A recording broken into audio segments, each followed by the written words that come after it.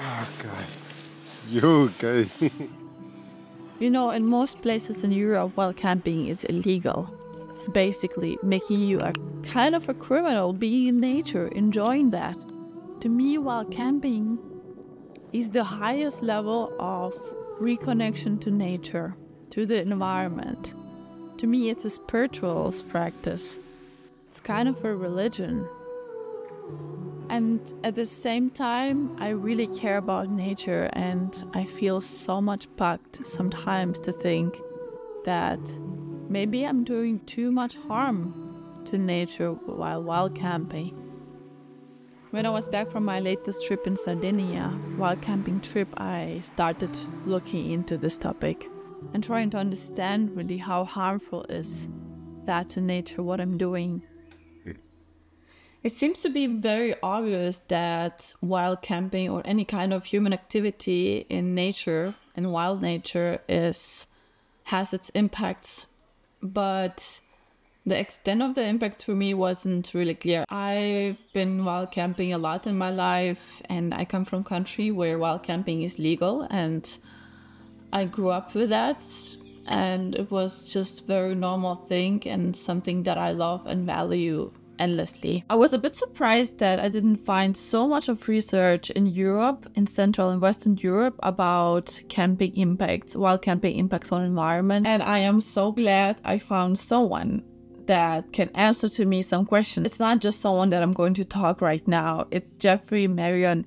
He is researching recreational ecology since decades. He has dedicated his life in finding out ways how to provide people joy and opportunity for this very special way of spending free time in nature, but as well finding ways how to protect nature and the environment. Well, my name is Jeff Marion. I'm a federal scientist. I started out my career back in 1985 with the National Park Service here in the United States. And I do research in a very small field of study known as recreation ecology. There hasn't been a large number of studies on it. I mean, it's mostly unstudied. And I've probably published more papers on camping and camping impacts and management than maybe anyone else, other than perhaps my mentor, David Cole. He was a Forest Service researcher here in the US. And he and I kind of started or co-founded all of the recreation ecology work.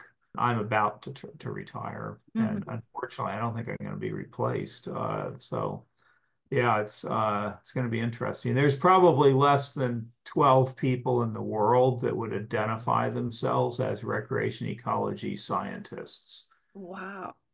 And most of them are in the United States. There's sort of four categories of impacts. The first I mentioned was to vegetation. So people are out there walking around, they're riding bikes or possibly motorized vehicles in these protected areas. And so there's damage to vegetation, either from feet or tires or hooves, horseback riding. And there's various findings there. For example, the major finding there is that grasses and sedges are very resistant and very resilient. And so, having people recreate in grassy areas, you'd have far less impact, particularly sunny grassy areas, than you would have to vegetation in a shady forested setting, for example. The vegetation impact would be sometimes 4 and 5, 6 times greater. Soil impacts, once you wear away that vegetation, the soil can be compacted, it can be eroded. Quite frankly, the erosion is the bigger issue.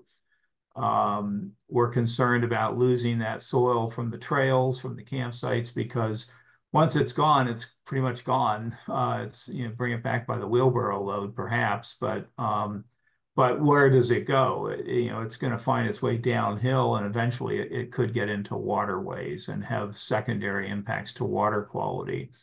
And water quality is sort of the third kind of impact. Is people love to hike along waterways, lake shores, streams, things like that. They like to camp, right on the shorelines of waterways, and so the soil could drain from a a 900 square meter campsite straight into the creek, or into a river. And, if it's a blue ribbon trout stream, then, the fishermen are going to be really upset because the sedimentation of those waterways can kill the eggs and the young of various fish species, for example, or hurt the macroinvertebrate communities that are the base of the food chain for many fisheries. And so water quality impacts are a concern, and that includes things like human waste, improperly disposed human waste. I mean, if you're talking about backcountry and wilderness settings, there generally are no facilities. There could be primitive pit toilets and things like that, but predominantly in the United States, we rely on something called the cat hole method, where you just dig a hole away from water, away from trails, away from campsites, and bury your human waste, 6 or 8 inches, deep. And so water quality impacts can also include those sorts of things, as well as, washing, either bodies or clothing, in streams or in lakes, and polluting with various soaps, for example, detergents or things that you might use to wash your clothes if you were to carry that kind of thing. A lot of people carry something sort of a very light biodegradable soap, but even that shouldn't be dumped back into waterways. It should be dumped way up in the soil for it to be filtered. And then the final impact, the fourth one, is wildlife. And so people are carrying food, they generate trash. What do they do with that to keep wildlife from accessing it? And so we're concerned with people who, feed wildlife either on purpose, intentional feeding, or not on purpose, that they don't store their food very well and the wildlife gain access to it.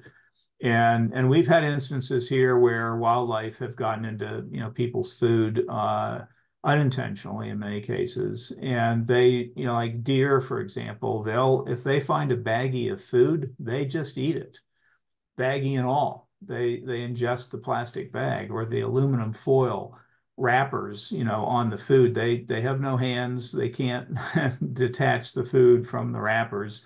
They pretty much eat the whole thing. And Grand Canyon National Park, probably a couple decades ago, they had some sickly deer that had been showing very, very strong food attraction behavior. They were essentially living in and around campgrounds, and they were obtaining a lot of human food, and they were sickly. Some of them were very sickly, so they euthanized a few of them and sent them to a veterinarian for autopsies.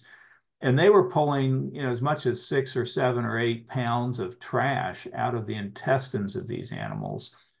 The Appalachian Trail is a long distance trail that runs from the far north up in Maine to the far south down in Georgia along the eastern seaboard of the United States through the mountains. And we have thousands of through hikers on that trail every year, but we have many, many thousands of, sort of weekend hikers and 1 week hikers, section hikers, and things like that. And so it's a very heavily visited trail corridor, and yet the black bear population has been expanding throughout that entire trail corridor. And so we've had some issues. We're having to close campsites occasionally because bears are starting to poke their heads into people's tents at night, which is a pretty darn scary thing. And there's a concern of injuries. We haven't seen lots of those, and very, very few fatalities. But people really need to be extremely careful with their food, not to be attracting these animals. Because what happens is when a bear gets into serious food attraction behavior, the agencies don't have much choice. They pretty much have to send someone out to shoot it. Sometimes they will trap it and relocate it, but they always put tags in their ears. And if they have to, trap the same animal more than a couple of times, they pretty much end up shooting it. And it's really sad, I guess, from a leave no trace perspective. It's really sad that an animal that's just simply trying to survive, following its nose to food, ends up being shot because we, the visitors, didn't accept the responsibility to safely store our food and trash, from those animals. Fortunately, wilderness visitors, park visitors, backcountry visitors generally are a pretty good audience for leave no trace practices. In other words, if you can, get them to sit down and think about this carefully and learn, these low impact procedures and practices, most of them will adopt those. I mean, I would say we've had very good success in the United States with educating the visitors about the use of these low impact practices. And I would say that they work, yeah, 85% of all visitors Wow. reasonably well. That's really well. Yeah, I've been impressed, and of course, I was a founding board member of the Leave No Trace program back in the early '90s, and I authored their official book back in 2014, and I'm about to revise it in this next year. But in my opinion, we have done studies on efficacy of Leave No Trace education, and they generally are rather positive. So most visitors are willing to do the right thing, even though it might be a bit more work. There's 7 principles, and one of them relates to sort of planning ahead and preparing. And so before you leave home, you should check out, okay, I'm going to this protected area, and you go to their website online, and I'm a visitor coming to your park. What are your recommended practices? And they'll say, well, if you're coming here, you need a permit, and here's how to get a permit. If you're coming here, we have some rules and regulations. Here's what they are. If you're coming here, we have some recommended leave no trace practices. Here's what those are. And so, a good visitor is going to kind of plan ahead and prepare. They're going to, look up that stuff, abide by that stuff, learn that stuff, make sure that other group members, are aware of that stuff. And they're, oh, I have to store my food by hanging a bear bag, or I have to store my food by carrying a bear canister. And then when you're out there in the backcountry, there's a travel and camp on durable surfaces principle. And what that means is that you're going to try to stay on durable surfaces, which would be rock or barren ground that doesn't have much vegetation. Or, obviously you're going to stay on formal trails. There's a trail there to get me from A to B. And if I stay on that trail, it's a hard, compacted, barren trail. And I'm not really doing any trampling damage as long as I stay on the designated trail.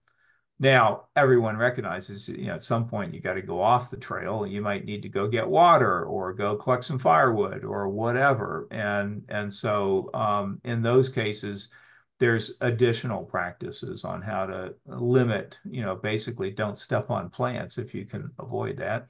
And so there's associated practices there with that principle. And if you're doing your dishes and washing your clothing or washing your body, there's practices there that relate to not polluting waterways and the safe disposal of wastes, wastewater. The cat hole method for human waste disposal fits into there. And so there's practices about that, about how to wash dishes and how to dispose of human waste. There's practices that relate to, protecting wildlife, as I've mentioned.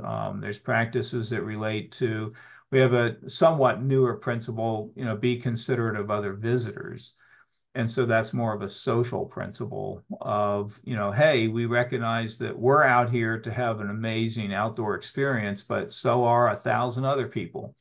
And we kind of want them to have a high quality experience, just like, we want to have one. There's other principles and practices related to campfires, for example. Campfires create a lot of impact. Some places disallow campfires. They forbid or ban campfires. Others allow it. Most places, for example, anywhere near the tree line or above the tree line don't allow any campfires. But there are some places with a lot of available wood, and the only concern then becomes, don't burn the woods down. And so what are the safe practices for having an enjoyable campfire? And there's even pristine site camping methods for having a campfire. And I won't go into the details on that. You can look them up, but uh, that's a challenge. I mean, in most cases, my recommendation is if you're doing pristine site camping, you do not have a campfire. But you could if you do the all, it's a bit more work. Involves either fire pans or pit fires that you have to make sure they're completely out and then return some sod and water it and whatnot. And so the Leave No Trace program, it's a nonprofit in this country, but they work with the land management agencies and even private landowners in some cases. And it's widely adopted in the United States, and other countries have also adopted Leave No Trace or variations of Leave No Trace. It's become national and international. I've gone to other countries and given talks on Leave No Trace, for example, and there's a lot of international interest in it. And it's been science-based to the extent that we can make it that. And we recreation ecologists have done a lot of the science that those principles and practices are based on. And we've also done some of the studies. I've published a number of studies where we've evaluated the efficacy of these practices and found that they are effective.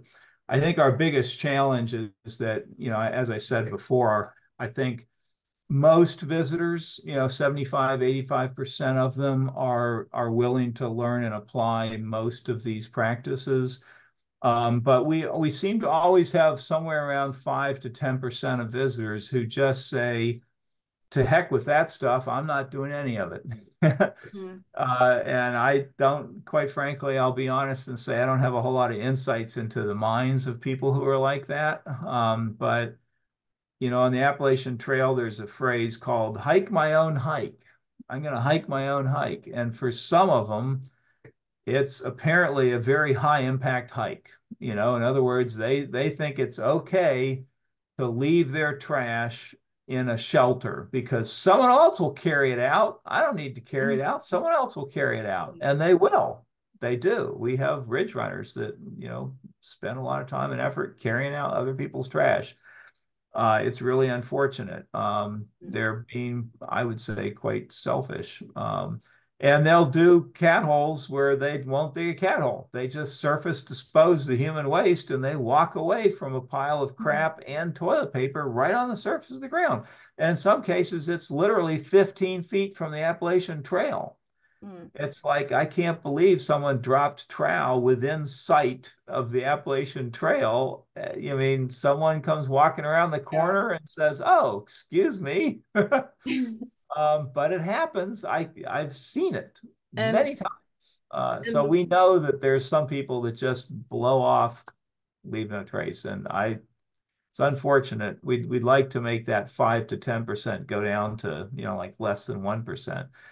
But I don't think we've found that magic bullet yet for achieving that level of success. We're still working on it. That's a work in progress. what do you hope or what do you wish for the future of recreational ecology field? Yeah. And exactly. Yeah, that's a good question. I think that we've described a lot of pretty interesting and relevant new knowledge about, what are these impacts and how can they be minimized. And I would hope that, some of the managers would read that material and be informed by it and engage in discussions with us about the possibility of changing some of their long-held traditions. And so this, in particular, the dispersed camping tradition, I think, is quite problematic, particularly in high-use areas. It's not working. And I think the research is starting to very clearly show that, and our writings are starting to, more firmly emphasize that it's not working. And so movement, from sort of this, free form camp wherever you want, and they seem to be willing to accept a lot more impact than I think is necessary. That they will start to adopt these containment strategies that involve being more professional and proactive, going out, finding the preferred camping locations that are also sustainable, like in sloping terrain. And then, identifying, these preferred sustainable campsites, and then trying to either encourage or require established site camping versus designated site camping, encourage or require visitors to use just those sites. And I think the magic bullet that we've been looking for forever is really the cell phone navigational apps that now allow visitors to very easily navigate the trails and navigate straight to these preferred sustainable campsites. And the idea would be that all the unnecessary campsites that visitors have created over the years that aren't sustainable, that are right on shorelines and things like that, if you leave them out of the apps, hopefully they'll be used substantially less and they'll recover, and possibly, completely recover. And so I think that's the future. There's no question in my mind that at least in high use areas of protected areas, high use zones, that we absolutely need to move to this more professional, proactive form of management. And then finally, I hope they won't take away this other option, which I call dispersed pristine site camping, because it's by far and away my favorite style of camping or camping option. And my youth, my high school kids do it superbly well. It's not rocket science. It's not that hard to do it well. And so I still have hope. I'm an optimist, I guess, and I have hope that form of camping can be preserved for the more or less used areas, and the less popular areas out there. And whether it's parks or forests or wilderness, makes no difference. But it is a viable option, I think, and I think managers need to put a little more effort into doing it well. Doing the educational component of it well. And, we certainly have it described well in the, Leave No Trace literature that we have both online and in books and in pamphlets and in various types of courses and things like that. And so, getting more people to learn about Leave No Trace and practice it would be kind of the last thing I'd mention is I think we've been pretty successful in this country, and we need to keep that up. So I'm leaving a link to his book in the description of this video, as well as link to the full video of our interview, which might be interesting to you if you're interested in this topic. Talking to Jeff was amazing. He clarified to me everything. It was a huge pleasure to talk to someone like maybe one of the most knowledgeable people in the world on this topic. It clarified a lot and gave hope that this field, recreational ecology, is not going to disappear, and that more people are studying it and more people doing that as well in other parts of the world, like in Europe, that more countries and areas in Europe open up for wild camping and set correct regulations for the people, for the visitors, so like both sides benefit from it, or at least don't harm each other. And yeah, I really believe that there will be always those people that absolutely irresponsible in nature, but still, like Jeff said, the majority of educated people, they do follow the Leave No Trace principles, which give me a hope, and I really hope that Europe will legalize it.